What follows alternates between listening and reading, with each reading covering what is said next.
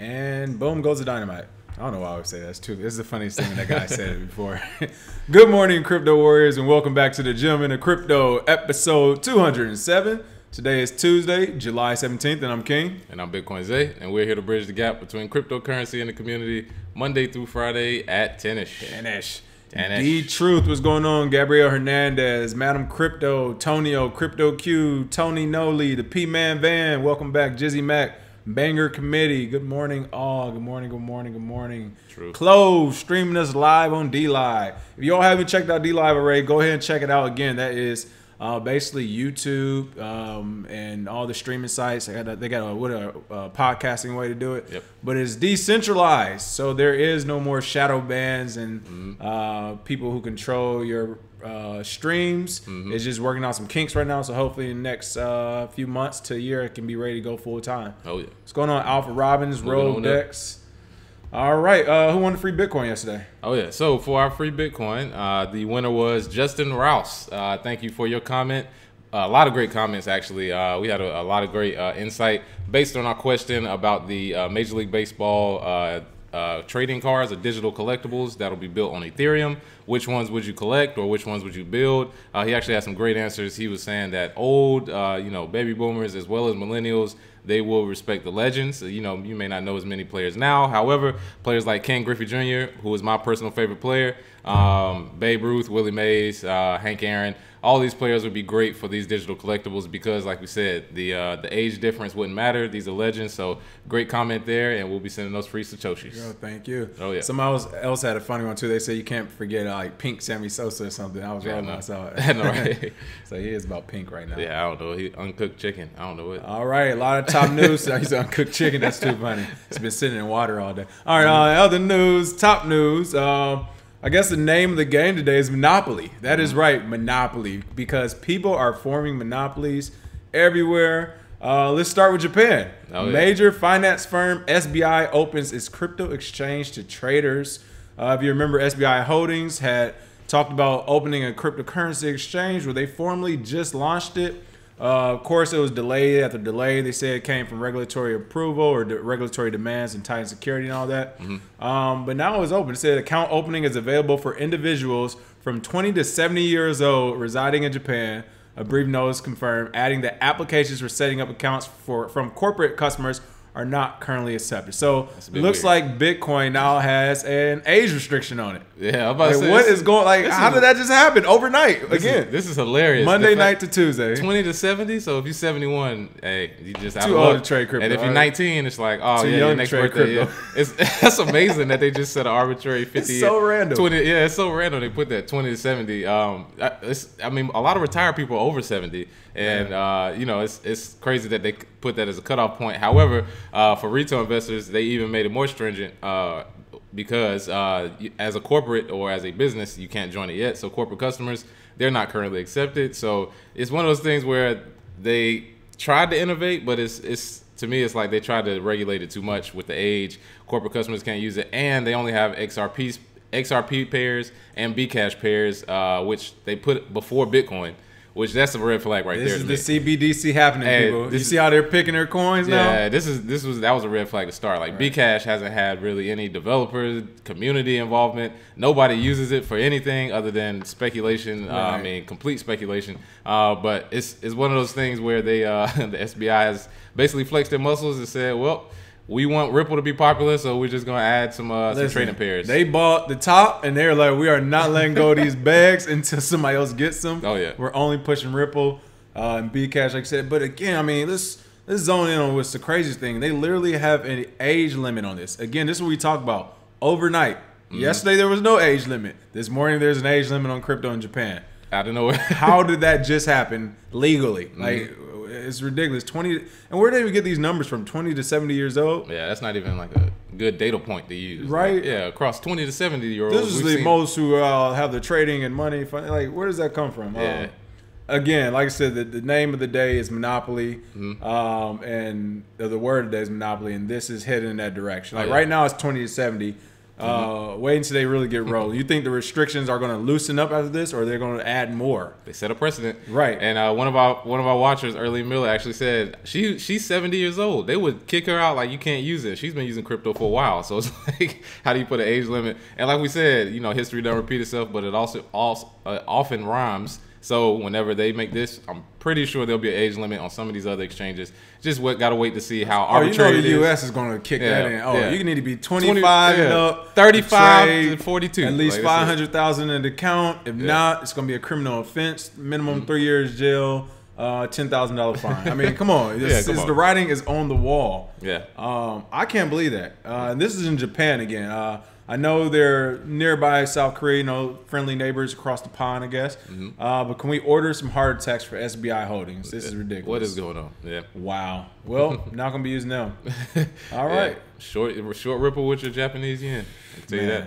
More monopoly talk. Bit license number 8. First, the fact that only 8 bit licenses have been granted in the state of New York says it all. But 8. Only 8. And how long has crypto been around now? Since 2009, and you only have 8 of your little imaginary licenses that you created that you've given out to people. Yeah. That is a monopoly. That is illegal in the United States. However, they're doing it. BitPay becomes New York's first standalone crypto payment processor. That is right, standalone, which means it is the only legal crypto payment processor in the state of New York. Oh yeah. Wow. And I can guarantee you they're fair with their rules. Right. Hoo-yah, America. Way to lead the way. What's going on with this story? Well, as it's quoted here, New York State they've had one of the strictest policies around businesses involved in cryptocurrency. They've worked through the approval process to obtain a license.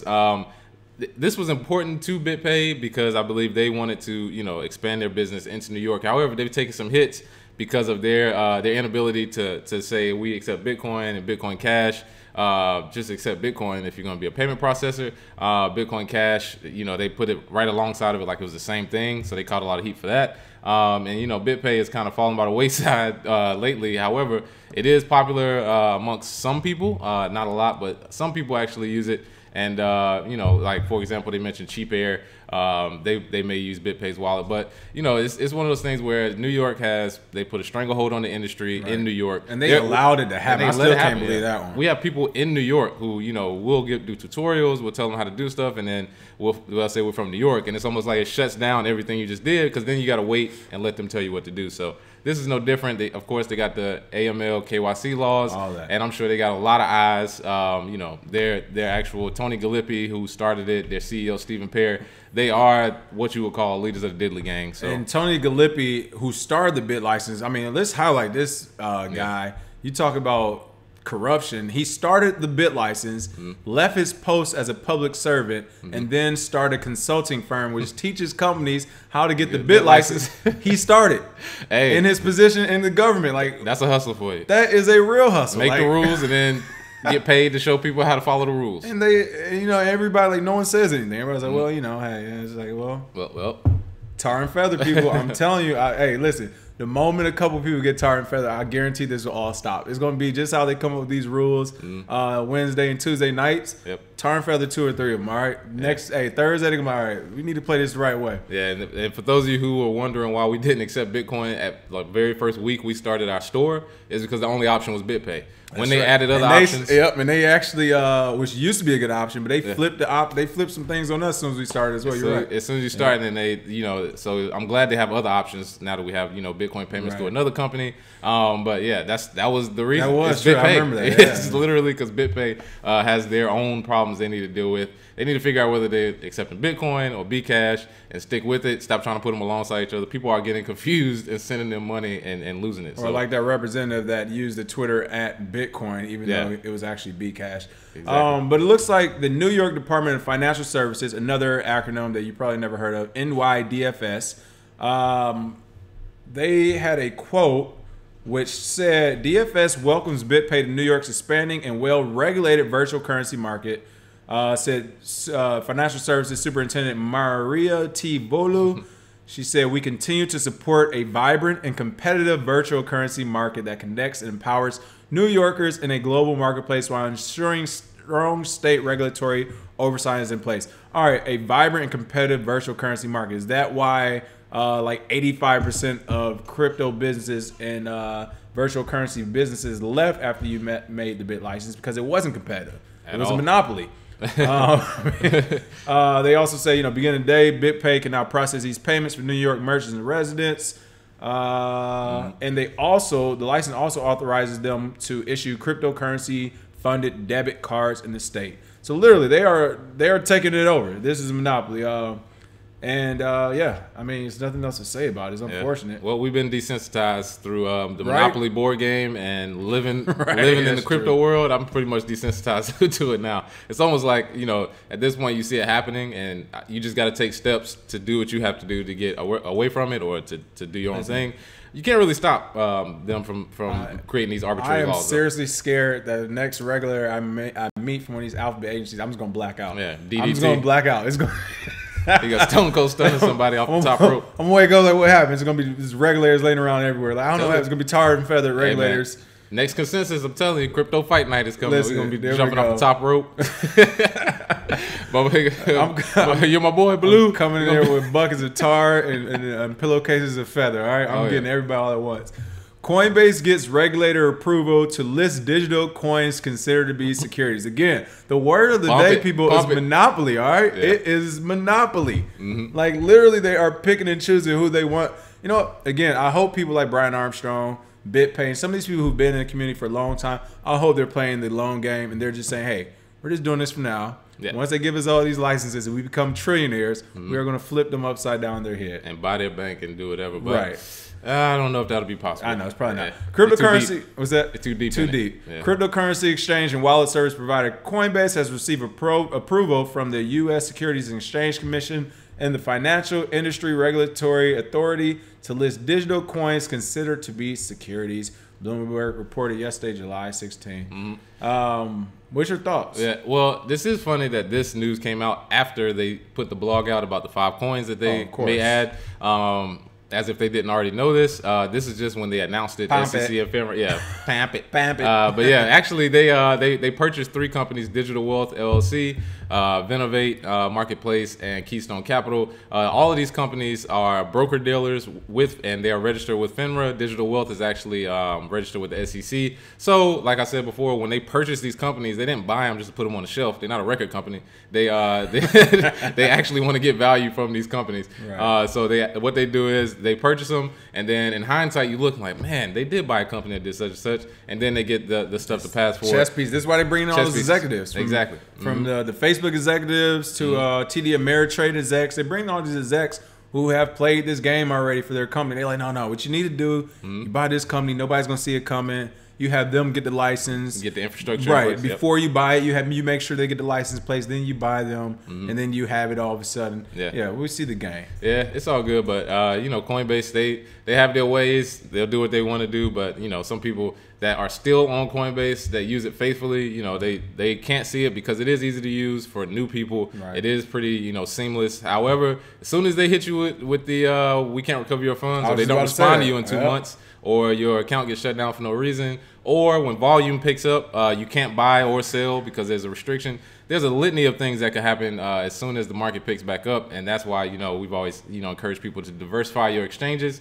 But Coinbase looks like they're trying to go forward with security tokens, which is weird because they're still not securities to me. They're crypto. They're trying to change the narrative with the state. Like you said, they're in deep. And again, like you said, to kind of piggyback on that, they can have all this security and regulatory oversight. If Coinbase IPO don't go right late this year, early next year, I'm telling you, they're just going to shut down with all your crypto. They're just going to leave, and there's nothing you can do about it. Yeah. Brian will be like probably 50 billion up, have his own McAfee army, and you're going to be SOL. Oh, yeah. Torrance J playlist. Thank you for that. This is disheartening. Right. I saw that. Yeah. But, this is one of those, like I said, a lot of the stuff that happens in the industry, like we, as crypto people, we're like, all right, we can see through it. We've talked about it enough. However, you got to understand, looking through the eyes of somebody who doesn't know anything about the industry, when they see this headline, that's going to push them towards Coinbase, even more. So, And the messed up part is, and listen, the really jacked up part is, if you were to really try to fight back, whether it's through you know, protests or regulations, even though we all won't do anything. Like, it's really only a few ways to really fight back. If you do that, people are going to try to mark you as crazy. Like, well, why are you doing all that? They're not doing anything that bad. It's like, they're just taking your financial freedom, but I guess that isn't that bad. Hey, man, the frog in the boiling water. This is what causes wars, people. You can believe that. If another country was doing this to the United States, we will go to war today. Oh, yeah. Like, right now, we'll go to war. We're already about to go to war, or not go to war. We're, you know, we got President Trump over there trying to get 12 Russian spies because they use crypto or Bitcoin, which we know is a lie, to try to hack the election. But countries go to war over this, and they're doing this to our own people here in the United States. This is crazy. But yeah. So death row crypto. Yeah, as long as XRP never gets added to Coinbase, that'll be funny. You know, if every coin gets added except Ripple, that would be hilarious. I wouldn't be surprised to see Ripple next. Gabriel Hernandez said the whole state of New York should get the Dino Roar. Man, that is true. Might show up with a T-Rex outfit. Right. When I go to New York. Madam Crypto said, I'm from New York, and the way New York is treating crypto is embarrassing. It is embarrassing. Yeah, say it 2 times for the people in the back. This is embarrassing, New York. Right. But it is what happens when, you know, big money people have their hand in the pot. We've seen it before. Roderick Harden said, what do we think about the possibility of Coinbase listing ICOs or offering some sort of product for ICO participation now that they have the regulatory green light to offer securities? They're going to stay away from it still. I was going to say, I still think not worth it's too risky. Yeah, it's not worth too much regulatory stuff. Yeah. But IPO, that is, I think they're going for the IPO. They're going to do the IPO. Because, sure. I mean, what would you rather do? You know, do an ICO that could make you, you know, a couple $100 million, and you have to go through the ringer as far as regulatory framework and making sure it's, or just sell the company. Or you could just sell the company for a cool $10 billion and hands off, and whoever takes it, they well, honestly, that's where we had it at first. I think we said about anywhere from like 8 to 10 or something. Yeah. Like they're at, because of this move, getting that security approval and being the only ones really with it, they're starting to broach the I would say 12 to almost $15 billion right now they're worth. I would give them $15 billion isn't far-fetched. Even $16 billion, honestly, if you get some dumb money in there. But literally, and that's in all 3 months. In 3 months, we, from our own evaluation, we said 8 to 12. I'm telling you right now, we're looking at 12 to 16 billion for an IPO for Coinbase. Hey. Just looking at some of these other numbers that's been thrown around for some of these other companies that aren't doing the same thing. Oh yeah, Brian Armstrong gonna have a full head of hair by the time he finishes. Right. IBM backs new US dollar peg stablecoin that runs on Stellar Network. What is going on with IBM? Well, IBM, the like hustle we said, continues. We said today's show is Monopoly. We should just call it today Monopoly. These are the big companies walking in, kicking in the door. We said it's going to happen too. When we first started, we yep. told people like, this is going to happen. You wait. Yeah, this is like all the seniors showing up at a freshman party. They kicked the door in. It was like, what are y'all here doing? Y'all here drinking? Y'all ain't having fun? Y'all got girls in here too? Watch out. Let me get up there. Yeah, it's like, this is my apartment now. Give me your keys. You can have it back when we're done with the party. Exactly. That's what I'm saying. They basically kicked the door in and said, look, we've been here. We've already seen it. And you're too weak to respond. And IBM basically said, all right, well, you got Tether. Cool. You got something, you know, these other stable coins that have come out. Well, let's try it on our Hyperledger, which we've been developing. And they're basically calling it the Stronghold USD, which is a good name because they are having a stronghold on the industry. They are telling you they're messing with you psychologically. Yeah. They are telling you what they're doing. They're like, look, no shame in our game. Yeah. But, you know, they're using the Stellar network to do cross-border payments, which will make them more efficient. You know, and I believe that if IBM as a company going forward wants to use this and Stellar as the bridge, this does bode well for Stellar as well as IBM, just from the fact that they mentioned that they use it. Because I remember when the IBM commercial came out and they mentioned blockchain, there was a bunch of people like, oh my goodness, they actually mentioned it on TV. It was during, I think maybe the Super Bowl or something, and they mentioned it. So you know, if they actually have payments going back and forth, cross-border payments with companies, and they have a stable coin that they can use that, it's faster, cheaper, and there's no downtime. If that is the case, this will make them, you know, very, very big in the future, I believe. And I'll say this about IBM: while this is definitely a monopolistic move, I will say that IBM has. I mean, we all know they've been in the technology for a long time, and they've been, with seemingly everyone thought they went out of business and stuff. They're very quiet these days. They still have a big campus. Don't they have a big campus in Charlotte actually? Yeah, they got a huge campus in Charlotte. Huge one, right by my old middle school. Right. So IBM, I will say, behind the scenes, they have been working on the tech side for a long time. That's the most quiet place ever. Right, and they get stuff done though. Yeah. So hey, why not them do it? But it's pretty interesting to say IBM has also today reportedly partnered with Columbia University Of course, this is the same Columbia that's about to take over half of Harlem. Yes, I know what's going on in New York. Has partnered with Columbia University to open the Columbia IBM Center for Blockchain and Transparency, which will offer students IBM internships and joint research opportunities. Again, this is how you keep your business alive and thriving, is that they know they don't have the answers to everything. So they're saying, hey, how about we get some hungry college students who need a burger for lunch because, they can't afford anything, and have them do everything blockchain and crypto related for us, and then we use those ideals, and boom. We are here for another 50 or 60 years. Oh, yeah. Yep. So shout out to IBM on the business side. Makes sense. On the monopoly side, hey, the U.S. is letting people get away with it, so why not? All right. I mean, what a time to be a wealthy criminal right now. I know, right? Like, honestly, it's stranglehold stablecoin. What a time to be alive. Gabriel Hernandez, thanks for that comment. What did he say? He said more like stranglehold. Oh, stranglehold. Yeah. I know, right? But that's kind of a stronghold. Ugh. Jizzy Max said Coinbase is worth $15 billion and no customer service. I know. How crazy is it? You have to love it. Exactly. Imagine if they did have customer service. You might as well double that number. Yeah, exactly. That's the Nobody will pick up the phone at Coinbase.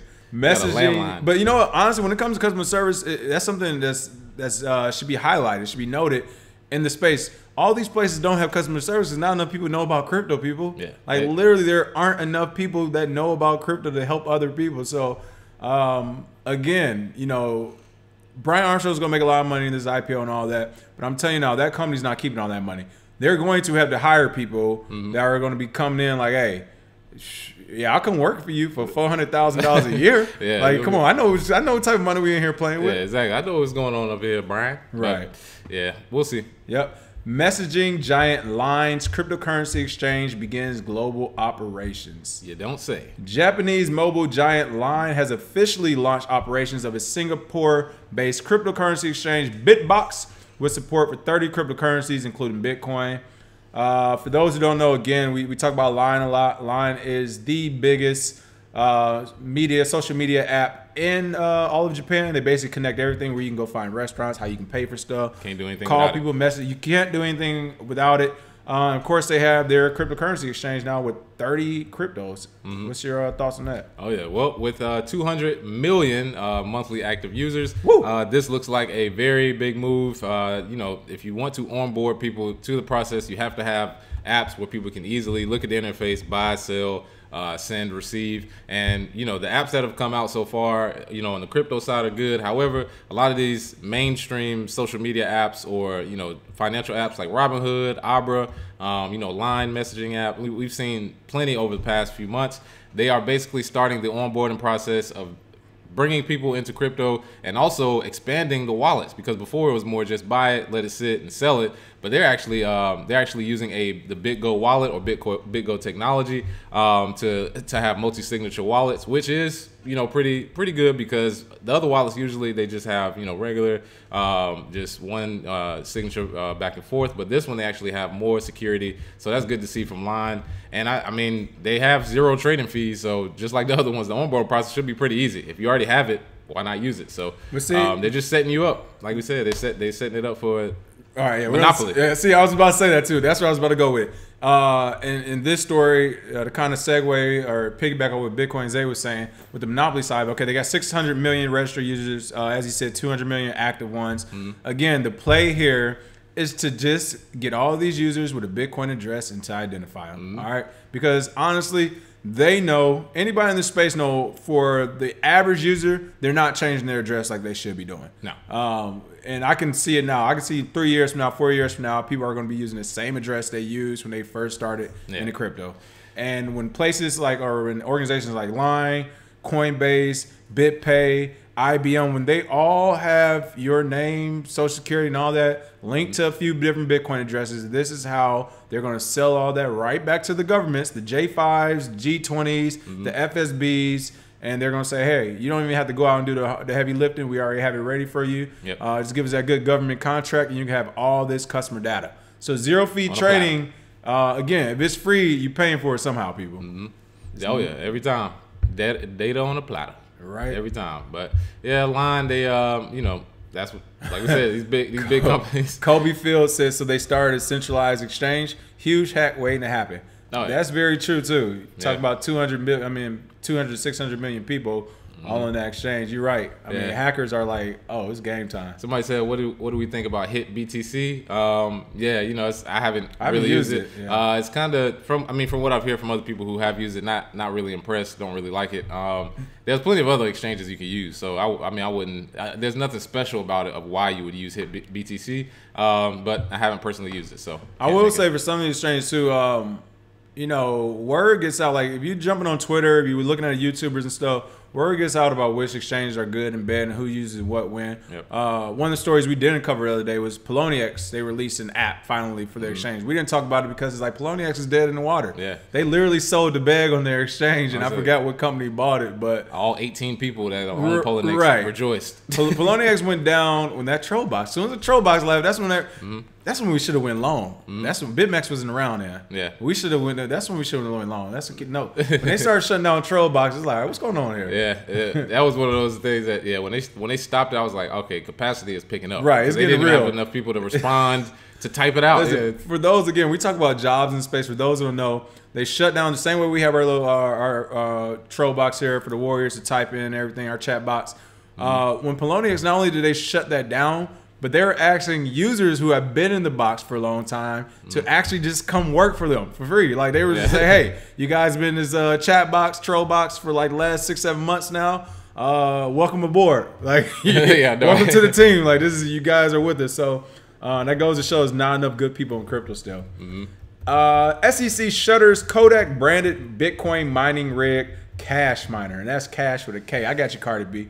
You didn't see that coming. Oh yeah. The developer behind the purported and much publicized Kodak-branded Bitcoin mining equipment has officially halted operations and has denied ties to Kodak. What? Wow. We warned you of this as soon as we saw it. As soon as we saw it, we could see it from a mile away, man. And Kodak, they came out with a miner that promised returns in dollar amounts, which is impossible. There's no way you can mine Bitcoin and tell somebody how much they're going to make in dollar amount because volatility of the price, the uptime of your miner, the electricity used, regulations that kick in that might affect the price. I mean, the fees you got to pay. I mean, come on, man. There's no way you can predict the price. So that was a scam waiting to happen. I was about to say, which is why it's a scam when you see it, people. When they try to predict these mining fees.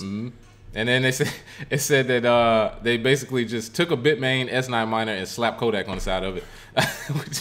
Why? Everybody out here thugging. Why not? I mean, that's basically what half of these altcoins are. Right. Just copy and paste another good altcoin and slap another name on it and then see what happens. But most of the people who saw this, they could see it from a mile away. This was garbage. Kodak Coin and Kodak One, or whatever they were planning on doing, wasn't really worth much because, for one, when you look at any operational business that's going, you look at the people that run it. Nobody on their team had crypto experience. It was literally just a bunch of people who wanted to, I guess, get a quick infusion of cash in the stock market or get some press.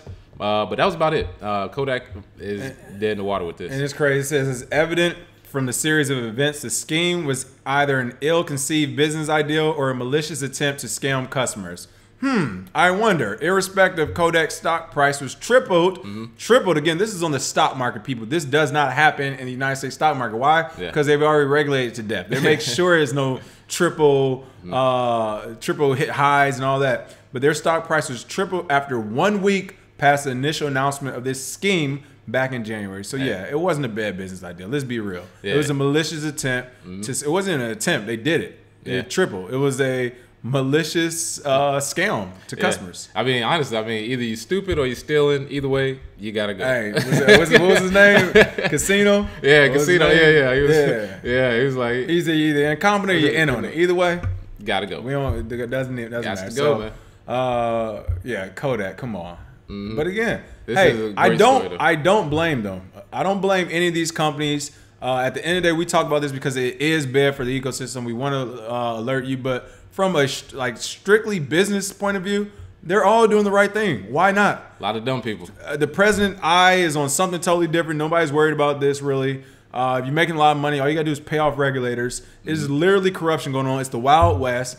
People are getting away with, some countries murder when it comes to this, like literally. So why not? I'm not mad at any of these companies, but you now see who they are. Yep. So next time you're on Twitter or wherever commercial you see and they're trying to tell you what's morally right to do and what's how you should live your life, remember that they're all thieves. Like they're all criminals. Yeah, they're doing something.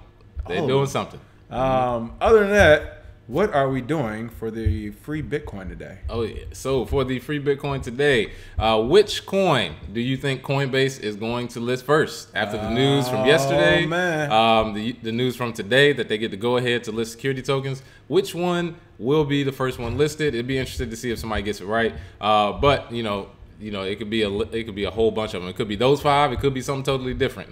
Let us know. Put your public address, and we'll send those free satoshis. And I think this is pretty funny. I saw this on this. Go back to this Kodak story. I'm not sure who all saw it, but you talking about a fall from grace. I mean, this is just some funny right now. They have a PapaJohns.com ad up here on CCN. Listen, you went from the NFL Network to CCN. Oh man. Oh yeah, he had to go. He had to go. It looks like it's around 3/5 of the price. Right? It's $8 and you get a code for it. Oh, that is. You're right. That is a lot. Oh, that's a large 2-top pizza. Oh my goodness. Oh man, you can't pay me to eat that nasty Papa John's is free right now, people. They are on crypto sites advertising. Wow. What a fall from grace. Oh man. Listen, 2018, as Bitcoin said before, this is the year you choose your side. And as you see, if you choose the wrong side, you are taking big L's. All right. Get them out here. That is pretty funny. All right. Other than that, you all have a happy Tuesday. Expect more of this regulatory news to continue, this monopolistic news to continue.